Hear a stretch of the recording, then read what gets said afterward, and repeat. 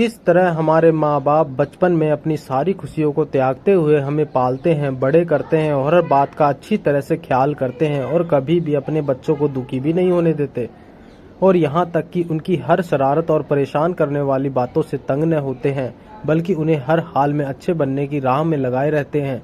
लेकिन जैसे वक्त के करवट के साथ समय बीतता जाता है और यही बच्चे बड़े बन जाते हैं, पैसा कमाने लगते हैं और खुद को इतना बड़ा समझने लगते हैं कि इन्हें अपने स्वार्थ के आगे कोई नहीं दिखता है, ऐसे में उनके वही माँ बाप बोझ भी लगने लगते हैं और बुढ़ापे में माँ बाप की सेवा करने और उन्हें खुश करने के बजाय उनमें ही दोष निकालने लगते हैं। ऐसे संतान ना होने के बराबर ही होते हैं जो बुढ़ापे में अपने माँ बाप की सेवा नहीं कर सकते हैं, 2 वक्त का समय निकालकर उन्हें साथ कुछ पल नहीं बिता सकते। ऐसे बच्चे माँ बाप के बुढ़ापे की लाठी बनने के बजाय उल्टा माँ बाप को बोझ समझने लगते हैं।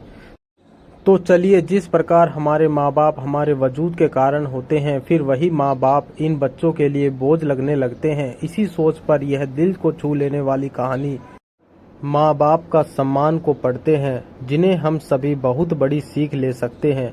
एक 80 वर्षीय व्यक्ति अपने 45 वर्षीय उच्च शिक्षित बेटे के साथ अपने घर में सोफे पर बैठा था। अचानक उनकी खिड़की पर एक कौवा बैठ गया। पिता ने अपने बेटे से पूछा, यह क्या है? बेटे ने जवाब दिया, यह एक कौवा है। कुछ मिनटों के बाद पिता ने फिर से अपने बेटे से दूसरी बार पूछा, यह क्या है? बेटे ने कहा, पिताजी, मैंने अभी आपको बताया यह एक कौवा है। थोड़ी देर बाद बूढ़े पिता ने फिर से अपने बेटे से तीसरी बार पूछा, यह क्या है? इस समय बेटे के स्वर में कुछ जलन महसूस हुई। तब उसने अपने पिता से झुंझलाते हुए बोला, यह एक कौवा है, एक कौवा है। थोड़ी देर बाद पिता ने फिर से अपने बेटे से चौथी बार पूछा, यह क्या है? इस बार बेटा अपने पिता पर चिल्लाया, आप मुझसे बार बार एक ही सवाल क्यों पूछते रहते हैं? हालांकि मैं आपको कई बार बता चुका हूं कि यह एक कौवा है, क्या आप इसे समझ नहीं पा रहे हैं? थोड़ी देर बाद पिता ने अपने कमरे में गए और एक पुरानी डायरी लेकर वापस आए, जिसे उन्होंने अपने बेटे के जन्म के बाद से बनाए रखा था। एक पेज खोलने पर उन्होंने अपने बेटे को उस पेज को पढ़ने के लिए कहा। जब बेटे ने इसे पढ़ा तो निम्नलिखित शब्द डायरी में लिखे गए थे, आज मेरा 3 साल का छोटा बेटा सोफे पर मेरे साथ बैठा था, जब खिड़की पर एक कौवा बैठा था। मेरे बेटे ने मुझसे 23 बार पूछा कि यह क्या है, और मैंने उसे 23 बार जवाब दिया कि यह एक कौवा था।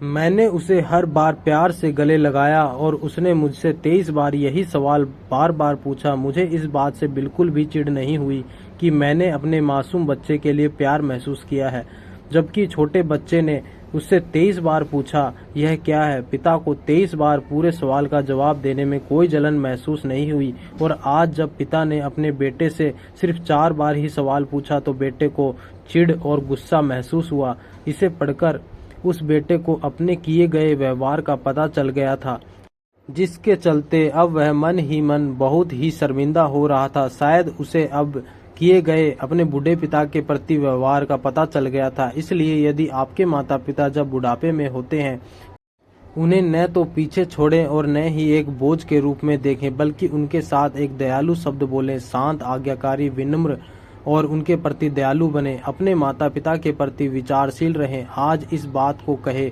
मैं अपने माता पिता को हमेशा खुश देखना चाहता हूँ। जब से मैं छोटा बच्चा था, उन्होंने मेरी देखभाल की। उन्होंने हमेशा मुझ पर अपने निस्वार्थ प्रेम की वर्षा की है। उन्होंने आज समाज में मुझे एक व्यक्ति के रूप में प्रस्तुत करने के लिए तूफान और गर्मी को देखे बिना पहाड़ों और घाटियों को पार किया।